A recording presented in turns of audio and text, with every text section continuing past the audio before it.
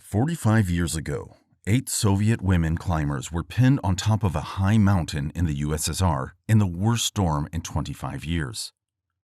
It was June 1974. Though the Watergate affair overshadowed the Moscow summit between President Richard Nixon and his Soviet Union counterpart, Leonid Brezhnev, the Cold War was on the verge of ending.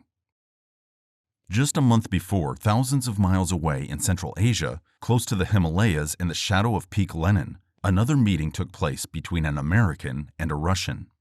Just a month later, another meeting between an American and a Russian took place, but this time it was thousands of miles away in Central Asia, among the Himalayas, under the shadow of Peak Lenin. In 1974, 170 climbers from a number of countries occupied a huge mountaineering camp in the southern part of the Soviet Union, on the border of what is now Tajikistan and Kyrgyzstan. They were all camping in the Pamir Mountains, a range with some of the world's highest mountains. Peak Lenin, the stage of our show today, 7,134 meter or 23,406 feet in height, the second highest mountain of the country. Neither it is considered too steep nor too technical, but definitely it is high and succumbs to severe weather. A bend in the high Pamir's mountain range, also known as the roof of the world, is where Molly Higgins first saw Elvira Shatayeva. An outward-bound instructor traveling the Colorado Rockies, living out of a faded white sedan, Higgins had been asked to a month-long international mountaineering gathering hosted by the Russians. 19 Americans, including 2 women, attended as part of the 1974 American Pamir's USSR expedition. Higgins was 24, and she was the last-minute invitee for the expedition. Once in the expedition, she was with a crew carrying loads up to Camp 2, then Crevasse Camp, and then towards Krylenko Pass, on the shoulder of Peak Lenin. While moving up, Molly Higgins heard a creaking sound, and in the next moment, an avalanche roared overhead, launching off the top of an ice tower above camp. The avalanche darkened the air, scattered gear, and partially buried one person, with at least 2 others jumping into the pit nearby to escape. 4 among the crew had descended earlier to resupply, and for hours those in both groups dreaded that the others had died. But this was not the time for their souls to leave their body. They had to survive. Though in the lower group, Alan Steck, a pioneering climber from Berkeley, California, was buried up to his neck. The 2 groups joyfully reunited at Camp 1 on the Krylenko Moraine and retreated to a base camp in an alpine meadow. The retreat after the avalanche was a tough challenge again. Higgins, along with her group, came down through the huge boulders around the corner, and there she saw this absolutely gorgeous, bright blue-eyed, muscular, hot girl on a boulder ordering the 4 Russian guys around her. This woman was in her mid-30s. Shatayeva looked at the injured man that jumped into the pit and calls out for the men to take his pack. She then looks at Higgins and introduced herself to Higgins in deep, careful tones. "I am Elvira Shatayeva. I am Master of Sport." To those of you who do not know, Master of Sport was the top credential in any sport in the status-aware Soviet Union, even more impressive when attained by a woman. Later, their group was joined by Arlene Bloom, a biophysical chemist and environmentalist from Berkeley, California. She had applied to the American Alpine Club to join the American contingent, but was declined. However, some Swiss climbers, through an international women's climbing club, brought her in on their invitation to be part of the women's team. The situation created an awkward dynamic when 29-year-old Bloom arrived in the Pamirs and entered the jam-packed mess tent. Shatayeva waved her over to her table and introduced herself. As they talked, she told Bloom that most Soviet men thought a women's team would never succeed on the 23,406-foot Peak Lenin, and her group wants to prove them wrong. "We plan to be the first women's team to do it," said Shatayeva, "or maybe your group will be." Bloom, put at ease, said, "Maybe we could all climb together." "That is impossible," was the swift reply. Bloom could only surmise that the Soviets wanted the first women's team to be their own. Shatayeva told Bloom the larger plan, that the 8 women would climb the peak by the Lipkin Ridge on the northeast side and descend the northwest ridge toward the smaller Razdelny Peak. Theirs would be the first traverse by men or women of the peak. They will be making a temporary camp on top. "We will succeed," she told Bloom. "Soviet women are very strong. We have collective spirit and we work together." And indeed, nature wanted to test that. They both shared a common goal of giving women the chance to climb high mountains and were happy to be in this camp, and were so happy to be in this camp with other climbers who shared their delight in the mountains. But Bloom felt some concern about the ambitious plans to traverse Peak Lenin. These were the days of the Cold War, when Americans were in competition with the Russians. Bloom looked at the Russians' inadequate tents with button closures and old-fashioned boots and thought how the Russian technology seemed to be going more into space than the mountains. Robert Bob Craig, who was the deputy leader for the American team, witnessed the Russian women making several practical climbs and doing calisthenics in front of their tents. They remained across the creek from the Soviet nationalities camp. The Russians were very serious for the climb, but they sang songs together, and other camps would hear their excited chattering and laughing tinkling like bells across the valley. 2 nights before the women set out, the American climbers Jed Williamson and Peter Lev strolled over to their camp to say hello and good luck. But how long will their luck save them? No one can predict, as the natural circumstances were also deteriorating. As we know, no one can control the weather as per their wish. As a result, the whole Pamir's meet was plagued by snow, rapidly developing avalanche hazard, an earthquake that shook the avalanche down, and the worst storm seen in the region in 25 years. July 26, 1 a.m. Barely more than a day after Higgins and her group returned from Krylenko Pass, 4 climbers forged a new route on the north face of peak of the 19th Party Congress were hit by an avalanche while they were sleeping. Craig and his tent mate, John Gary Ullin, were buried. Their friends John Ross Kelly and John Martz had excavated both and tried to resuscitate Ullin when yet another avalanche hit, enveloping Craig again and sweeping away the tents and equipment. Ross Kelly, Martz, and Craig were then stranded in a snow cave for 2 days and dropped supplies in a superb collaborative helicopter rescue effort by the Soviets, who allowed Lev a key role as drop person, in which he had experience. Lev, an avalanche forecaster and heli sky guide, was in a large open door, just hanging onto something, and was able to get the drop on their doorstep from about 50 or 75 feet above. 5 climbers who were not part of the meet went missing on the east face of Peak Lenin. 3 were found to have died in the avalanche, and the other 2 were rescued and survived. For most in the assemblage, objectives changed in accordance with the conditions. Although Ross Kelly and Jeff Lowe returned and completed the lineup Peak 19, while the other climbers converged on the standard routes. Meanwhile, Higgins, feeling lonely and isolated among the mostly male contingent, ended up in a group of 4 including herself, the expedition leader, Pete Schoening, Chris Kopczynski, and Frank Zarnquist that climbed Peak Lenin via the Razdelny Ridge earlier on August 3rd. The other American woman on the meet, Marty Hoey, who tragically died on Everest 8 years later, also climbed the Razdelny side, with Lev, Bruce Carson, and John Evans on August 4th. Williamson started with them, but feeling ill, turned back. While the mountain is not considered steep or technical, it is big and high and beset by challenging weather conditions, with sections of moderately steep ice, especially high on the Lipkin side. Elvira Shatayeva and the Russian women made final preparations for Peak Lenin climb. July 30th, the Russian women's team left base camp for Camp 1.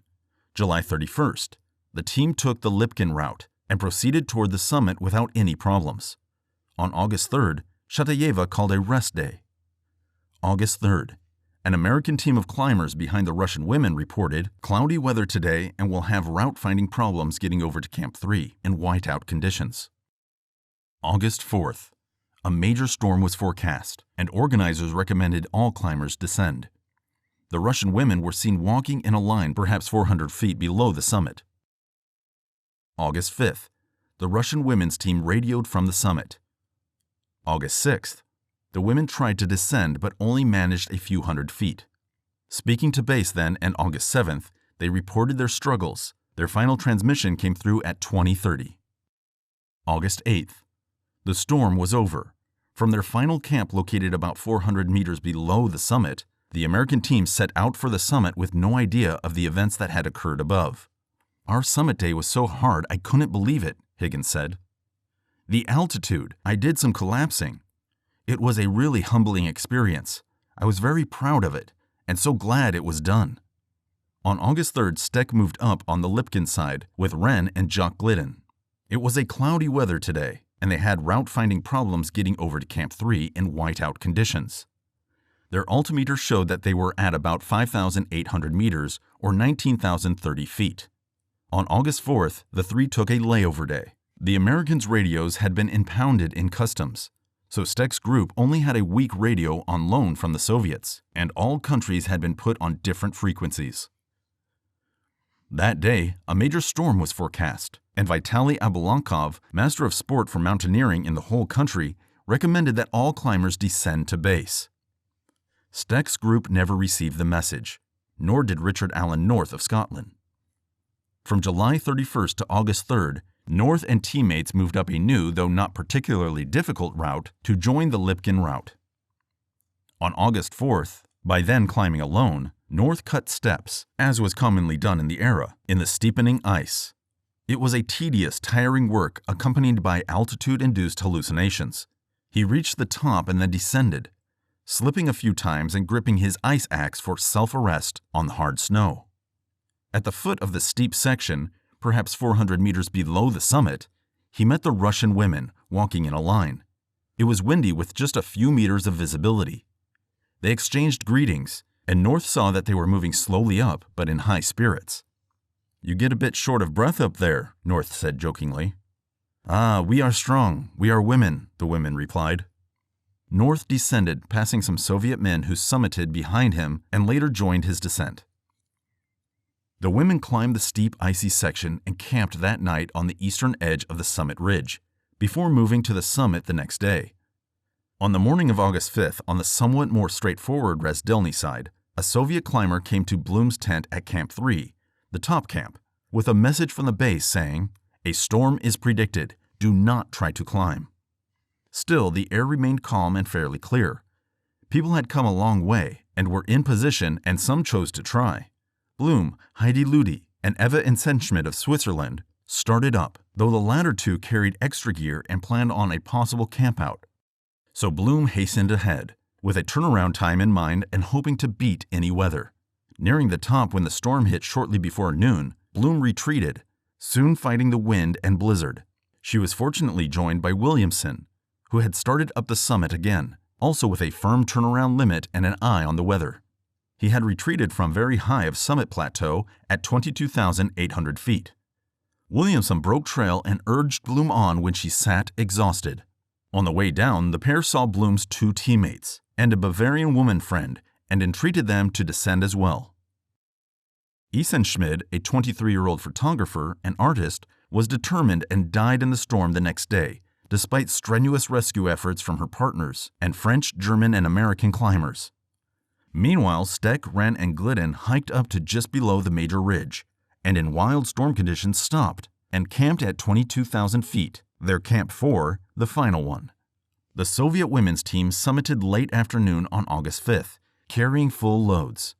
At 5 p.m., they radioed base camp and said that in the deteriorating visibility, they were having difficulty making out the descent and had set up their tents to wait for a break. The base camp agreed, saying to descend immediately if possible, or wait the night. Abalankov told them to descend first thing in the morning on the Lipkin. That night, Steck's group wore their boots and all clothing to bed in case their tent shredded. The Americans had nylon tents with zippers and aluminum poles. Holding up the tent poles, though one snapped, they would outlast the storm. The Soviet women had cotton tents with toggle closures and wooden poles, and the wind wrecked 2 tents the first night. The morning of August 6th brought 5 inches of snow at base, and higher, a foot of snow and winds 70 to 80 miles per hour. Climbers gathered to hear radio transmissions by translator as Shatayeva radioed reports of the sustained whiteout and worsening wind. At 5 p.m., Shatayeva reported that one woman had become ill and another seemed unwell. Abalankov told them to descend. He spoke slowly and adamantly, saying to reach snow in which they could dig caves. It was implied that if the sick girl could not move, they could not achieve adequate shelter. They must leave her for the good of the group as a whole. As the women descended, Irina Liebensteva died, apparently freezing to death holding a safety rope for others. Unable to dig caves in the hard granular snow, The women somehow managed to put up 2 tents on a ridge only several hundred feet below the top. The ailing climbers deteriorated. Abalankov strongly directed continued descent by those who could move. Shatayeva said that she understood and would try. The times given vary, but that day or into the next, the ill women Nina Vasileva and Valina Fatayeva died. Also in the early hours after midnight, hurricane-force winds hit, exploding the tents and blowing away rucksacks, stoves, and mittens. 5 women huddled in a tent without poles with 3 sleeping bags. The next morning, 4 Japanese climbers camped out in a tent at 6,500 meters on the Lipkin side, and possessing a strong radio, heard the transmission in Russian and deduced trouble. 2 of the Japanese climbers bravely set out to help, but were blown off their feet and forced back.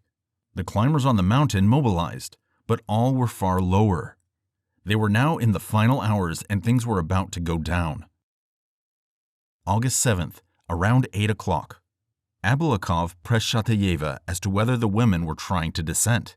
She replied with spirit, 3 more sick. Now there are only 2 of us who are functioning, and we are getting weaker. We would not leave our comrades after all they have done for us. 10 o'clock. Shatayeva, it is very sad here where it was once so beautiful. Noon.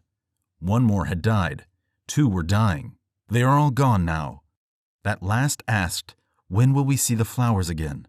2 others earlier asked about their children. Now it is no use. 15:30. We are sorry we have failed you. We tried so hard. Now we are so cold. Abalankov in despair promised a rescue underway. 17 o'clock. Transmission unclear, but another woman seemed to have died. 3 remained. Winds up high were estimated at 80 to 100 miles per hour. The summit temperatures as -30 to -40 degrees Fahrenheit. 18:30. Another has died. We cannot go through another night. I do not have the strength to hold down the transmitter button. 20:30. Now we are 2, and now we will all die. We are very sorry. We tried, but we could not. Please forgive us. We love you. Goodbye. The last speaker on the radio was Galina Perehodiuk. Twice more someone pressed the radio button, attempting contact with the world. August 8th, the American trio, unprepared, saw the first body on the face below the summit. Wren recognized Shatayeva. Signs of others were visible upslope. The 4 Japanese arrived at the same time, and the Americans borrowed their radio to call base, with Steck saying, "Something very strange, very sad has happened here." Finding the other bodies above, they walked crying among them, amid the shreds of tent fabric and shards of poles. Beyond Shatayeva, 2 women were half buried in the snow. They were sprawled across a torn tent, futilely pitched on a scooped-out snow platform, and another was frozen holding a rope leading downhill. The 8th was to be found beneath the others, when Elvira's husband and a support crew went up a week later to retrieve them. That night at camp, all 3 Americans were certain they heard women's voices. It was Russian voices, but whenever they opened the door, no one was there. The reasons for the mass tragedy are many, sifted through the benefit of hindsight. The objective, as a traverse, put the women as camping on the summit, exposed to the worst of the storm. They had poor equipment. They were also under pressure, on show. 13 lives were lost. The 3 Estonians, John Gary Ulin, Eva Insenschmid, and the 8 Russian women. The incident was tragic indeed, but the bond shared by the 8 Russian women on Peak Lenin became immortal.